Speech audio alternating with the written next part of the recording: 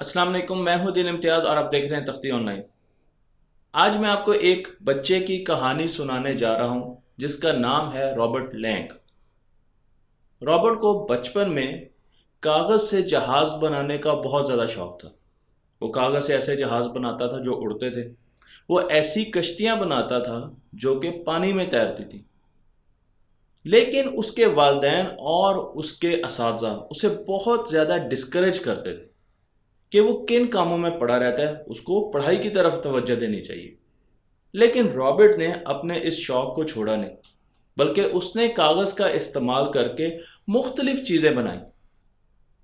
इस आर्ट को, कागज़ से मुख्तलिफ चीज़ों बनाने के आर्ट को ओरिगेमी कहते हैं। अगर हम माजी में जाएं तो ओरिगेमी हमें जापानीज़ की हिस्ट्री में नज़र आती है। जापानी माजी में पेपर से, कागज़ से खिलौने बनाते थे। लेकिन जो पहली किताब मिलती है ओरिगेमी पर, उसका नाम है the secret of thousand cranes. Cranes का मतलब है बगले। और इस किताब में हमें कागज से बगले बनाने का तरीका बताया जाता है। इस किताब को 1797 में लिखा और इनके ऑथर का नाम है सनबजुरो ओरिकाटा। मुझे उम्मीद है कि यह नाम मैंने सही लिया होगा। और उसके बाद इस किताब से बहुत सी और किताबें सामने आई। लेकिन इस किताब में यह बताया गया है कि ओरिगेमी के भी कुछ असूल हैं।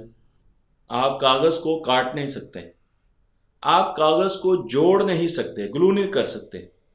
कागज़ एक स्क्वायर कागज़ होना चाहिए, मुरब्बा शक्ल में होना चाहिए। और इसके साथ साथ इस किताब में कुछ सिंबल्स भी बनाई गई ओरिगेमी को फ़रोग देने के लिए। मैं आपको यहाँ पर कुछ सिंबल्स दिखा रहा हूँ। आप देख सकते हैं कि यहाँ पर आपको वैली की सिंबल नज़र आ रही है, और इसका मतलब यह है कि आपने कागज़ को कैसे दोहरा करना है। फिर आपको माउंटेन की सिंबल नज़र आ रही है। आप अगर लेफ्ट साइड पर देखेंगे तो आपको सिंबल्स नज़र आएंगी एरोज के साथ, और राइट साइड पर आपको उसकी शक्ल नज़र आएगी कि हम कर क्या रहे हैं कागज़ के साथ। तो आप देख सकते हैं कि कागज़ के एक छोटे से कॉर्नर को हम तिरछा कर रहे हैं, फोल्ड कर रहे हैं। अगर मैं इस सिंबल को ही सिर्फ कागज़ पर लिख दूं तो आपको पता चल जाना चाहिए कि हमने कौन सा स्टेप करना है। हमने माउंटेन फोल्ड करना है। फिर फोल्ड अनफोल्ड, आप उसकी सिंबल देख सकते हैं, और इसे बीच में से फोल्ड किया जाता है और इस स्टेप में फिर उसको अनफोल्ड भी किया जाता है, तो बीच में एक लाइन लग जाती है। इसी तरीके से हमारे पास टर्न ओवर इनविजिबल लाइन, तो आपने उसको घुमा देना है।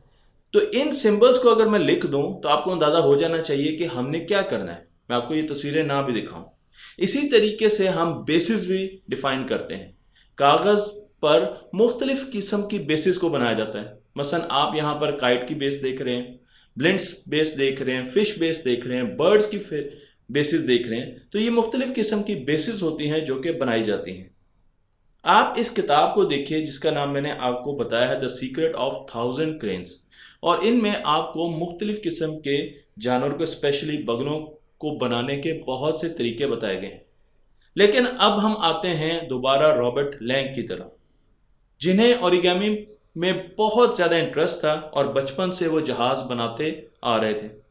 उन्होंने बहुत ज़्यादा तनकीद के बावजूद अपने शौक को पीछे नहीं छोड़ा। लेकिन साथ साथ उन्होंने फिजिक्स भी पढ़ी, तो वो एक बहुत नामवर फिजिसिस्ट भी हैं, अमेरिकन फिजिसिस्ट हैं। उनकी पहली किताब ओरिगेमी के बारे में 1987 में आई, जिसमें उन्होंने ब्लैक फॉरेस्ट ककू क्लॉक का एक मंजर दिखाया। आप देख सकते हैं, मैं आपको यहाँ पे तस्वीर दिखा रहा हूँ, और उससे उनको काफ़ी ज़्यादा शोहरत मिली। और उसके बाद उन्होंने और बहुत सी ऐसी किताबें लिखी जो कि मैं आपको दिखा रहा हूँ। लेकिन उन्होंने सिंपल ओरिगेमी नहीं की, बल्कि उन्होंने फिजिक्स और रियाजी, मैथ को भी ओरिगेमी में शामिल किया। उन्होंने ओरिगेमी में मुख्तलिफ किस्म के पैटर्न्स डाले और फिर देखा कि ओरिगेमी की नई शक्ल किस तरीके से सामने आती है। आपको उनकी कुछ चीज़ें मैं यहाँ पर दिखा रहा हूँ, और आप देख सकते हैं कि कितनी ज़बरदस्त चीज़ें उन्होंने कागज़ और पेपर से बगैर काटे, बगैर ग्लू लगाए बनाई हैं। इन्होंने 4 मैथमेटिकल लॉज बनाए ओरिगेमी को बनाने के लिए, कानून दिए। उन कानून को भी हम डिस्कस करने जा रहे हैं, लेकिन साथ साथ सॉफ्टवेयर्स बनाए जो कि ओरिगेमी बनाने में काम हमें काम आते हैं और सिमुलेशंस करते हैं। हम जब भी किसी चीज़ की तस्वीर बनाना चाहते हैं, उसका स्केच बनाना चाहते हैं, तो हम सिमुलेशंस करते हैं, क्योंकि एक रिसर्च है कि आप 2D सरफेस के साथ 3D शेप्स बना सकते हैं। मैथमेटिकली आपके पास इसका प्रूफ है कि आप 2D शेप के साथ 3D तस्वीरें बना सकते हैं, इसलिए मैथमेटिक्स का ओरिगामी में आना लाजमी था। मैं आपको यहाँ पर उनकी तस्वीर तो दिखा रहा हूँ, साथ उनकी वेबसाइट भी दिखा रहा हूँ। आप उनकी वेबसाइट ज़रूर विजिट कीजिएगा और आपको बहुत अच्छा लगेगा उनकी वेबसाइट को विजिट करने के बाद। अब हम आते हैं उनके लॉज की तरफ। तो 4 लॉज हैं जो मैं बहुत सिंप्लीफाई करके आपको बता रहा हूँ। पहला लॉ ये है कि कागज़ के दोनों तरफ मुख्तलिफ रंग होने चाहिए। अगर एक तरफ ऑरेंज है तो दूसरी तरफ वाइट कलर होना चाहिए। और जब आप ओरिगामी का डिज़ाइन बनाएंगे तो 2 कलर्स की बाउंड्री आपस में नहीं मिलनी चाहिए। ये पहला रूल है कि 2 कलर्स उनको आपस में मीट नहीं करना चाहिए। दूसरा रूल ये है कि आपने उसको फोल्ड कैसे करना है, उनके बारे में उन्होंने बहुत सी कंडीशंस बताई हैं। तीसरा रूल ये है कि किन एंगल्स पर फोल्ड करना है, तो एंगल्स, ज्योमेट्री का बहुत ज़्यादा हाथ है ओरिगामी में। और आखिरी कंडीशन ये है कि आपने शीट को कभी भी किसी फोल्ड से पेनिट्रेट नहीं करवाना, बीच में से नहीं गुजारना, सुराख नहीं करना। ये 4 रूल्स हैं जिनकी बेसिस पर मॉडर्न डे ओरिगामी बनाई जा रही है, की जा रही है। मैं आपको एक एग्जांपल से समझाने की कोशिश करता हूं कि हमने एक इंसेक्ट की शेप बनानी है, 3D शेप बनानी है कागज के साथ। तो 4 स्टेप हैं जो कि हमें रॉबर्ट लैंग ने दिए। पहला स्टेप यह है कि इस इंसेक्ट की, जो कि सब्जेक्ट कहलाया जाता है, इसकी आपने एक ट्री डायग्राम बनानी है। और ट्री डायग्राम आपने पेपर पर भी बना सकते हैं, लेकिन सॉफ्टवेयर बनाए गए हैं ऐसे, आपने सॉफ्टवेयर में इसकी एक ट्री डायग्राम बनानी है, एक स्केच बनाना है। मैं आपको यहां पर दिखा रहा हूं, आप इसकी ट्री डायग्राम देख सकते हैं। ये एक बहुत सिंपल सा स्टेप है, इसमें कोई मुश्किल नहीं है। लेकिन उसके बाद जब आपने इसकी डायग्राम बना ली तो उसके बाद आपने इसको पेपर पर पैटर्न्स की शक्ल में लाना है। वो पैटर्न्स आप यहां पर देख रहे हैं। और फिर जब सॉफ्टवेयर में आपने पैटर्न्स बना लिए तो आपने उसको पेपर पर प्रिंट करना है। अब एक पेपर पर आपके पास पूरे के पूरे पैटर्न्स आ जाएंगे, जो कि इस शक्ल से दूर दूर तक उनका कोई ताल्लुक नहीं होगा, वो ज्योमेट्रिक शेप्स होंगी। और फिर आपने उन पैटर्न्स को देखते हुए इस कागज को फोल्ड करना शुरू कर देना है। आपने बेस बनानी है, ये बहुत मुश्किल स्टेप है। ट्री से बेस बनाना बहुत मुश्किल स्टेप है। और उसके बाद जब एक मरतबा आपके पास बेस आ गई, जो बेसिस मैंने आपको दिखाई थी, उसके बाद आपने जितने भी आपके पास फोल्ड्स हैं छोटे छोटे, उनको फाइन ट्यून करना है और उसकी मुख्तलिफ किस्म की लेग्स बनाने हैं, बॉडी पार्ट्स बनाने हैं। तो आप यहां पर देख सकते हैं कि इन 4 हिस्सों में आपके पास एक डिज़ाइन पैटर्न भी है, आपने सॉफ्टवेयर का इस्तेमाल भी करना है, आपने पैटर्न्स भी बनाने हैं, आपने पेपर पर उनको प्रिंट भी करना है, और फिर आपने उनको फोल्ड कर करके, जो पेपर पर पैटर्न बने हुए हैं, उनको फोल्ड कर करके आपने वो शक्ल बनानी है। इस चीज़ को करते करते आज रॉबर्ट लैंग बहुत बड़े बड़े काम कर रहे हैं।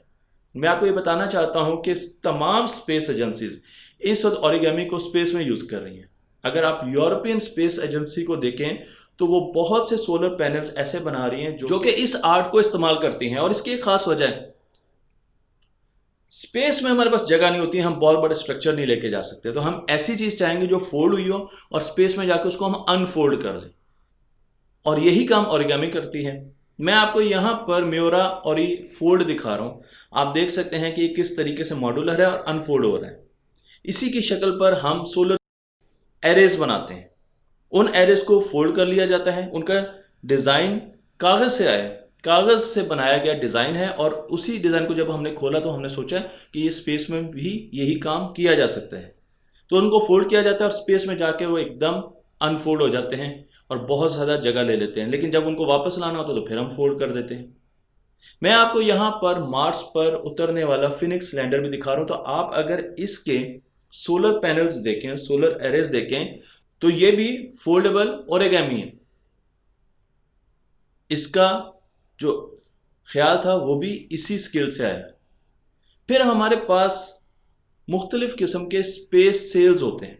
जिस तरह समंदर में बादबान वाली कश्ती चलती है, इसी तरीके से मुस्तकबिल में स्पेस में भी बादबान वाले स्पेस क्राफ्ट चलेंगे, जिनको हवाएं नहीं लेके जाएंगी एक जगह से दूसरी जगह, रोशनी लेके जाएगी। रोशनी उनको एनर्जी देगी स्पेस में, क्योंकि स्पेस में हवा तो मौजूद नहीं होती।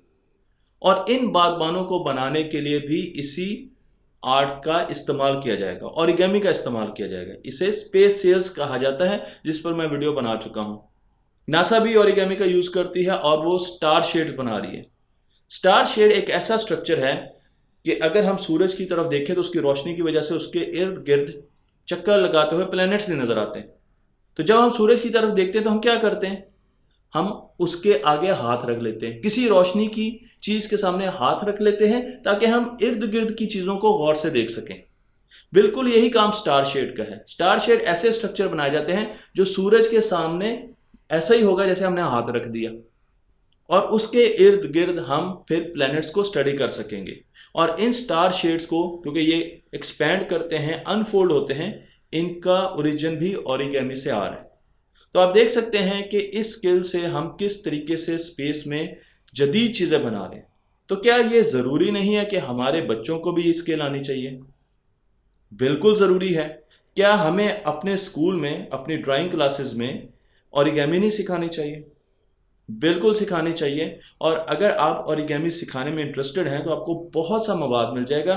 और मैंने आपको रॉबर्ट लैंग का तो बता ही दिया है, आप उनको भी सर्च कर सकते हैं और अपने बच्चों को स्कूलों में, कॉलेजेस में ओरिगेमी सिखा सकते हैं, क्योंकि इसके ज़रिए ना सिर्फ उनको मुस्तकबिल की नौकरी मिलेगी बल्कि वो स्पेस में भी काम कर सकते हैं। क्योंकि आज हमें ये मालूम नहीं है कि आज के खेल कल की नौकरियां होंगी। आज हमें ये नहीं मालूम कि फ्यूचर हम पर, मुस्तकबिल हम पर क्या चीज़ें फेंकने वाला है।